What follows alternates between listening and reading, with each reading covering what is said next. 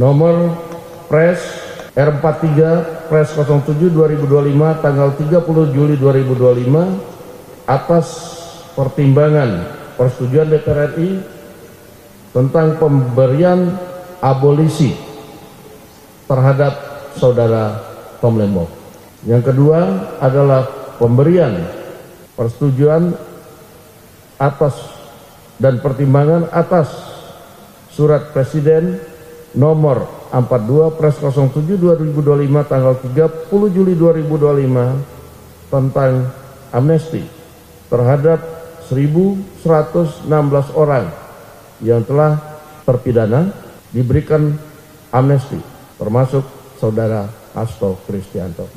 Ya, hot issue yang paling menarik adalah pemberian hak prerogatif, hak konstitutif Presiden kepada tokoh yang dikenal publik, yaitu Bapak Tom Lembong dan Bapak Hasto Kristianto. Pemberian instrumen hak prerogatif Presiden berupa paket grasi, kemudian rehabilitasi, abolisi, dan amnesti. Itu merupakan statement resmi, tindakan resmi pemerintahan ya untuk menghapus atau menghentikan secara permanen konsekuensi penghukuman karena berbagai alasan, terutama alasan sosial politik yang sudah tidak relevan lagi. Pastinya pemberian amnesti dan abolisi memang diatur dalam Undang-Undang Darurat Nomor 11 Tahun 54. Namun undang-undang tersebut tidak memberikan pendefinisian yang jelas mengenai instrumen-instrumen tersebut. Karena itu sebenarnya saya katakan tadi amnesti adalah semacam deklarasi resmi pemerintah, keputusan yang bersifat deklaratif ya melalui undang-undang dan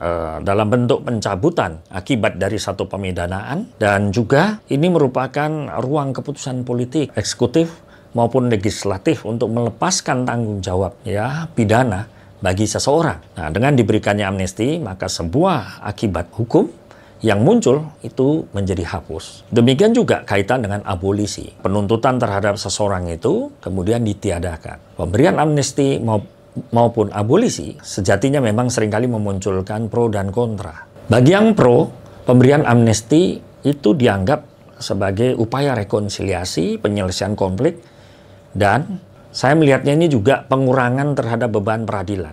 Bagi yang kontra, ada yang melihat ini sebagai sentimen negatif, upaya penghindaran diri terhadap penghukuman, mengurangi efek jera, dan ada problem keadilan yang bisa saja menimbulkan distrust publik terhadap sistem peradilan yang berjalan. Sementara bagi abolisi yang mendukung atau pro, dia menganggap ini demi kepentingan nasional sebagai satu alasan di tengah masalah hukum yang begitu kompleks yang bisa saja mengganggu stabilitas negara dan juga isu politik yang sensitif. Ini juga merupakan jalan rekonsiliasi, kemudian ada aspek kemanusiaan. Nah, sementara yang kontra, ada problem keadilan yang menjadi persoalan, terutama kalau ini berkaitan dengan kasus HAM, dan juga ada dampak hukum, terutama kembali kepada distrust terhadap sistem peradilan yang ada dan hilangnya edukasi hukum. Nah, karena itu terlepas dari pro dan kontra, perlu pertimbangan yang matang, perlu pertimbangan yang logis. Karena itu, tanpa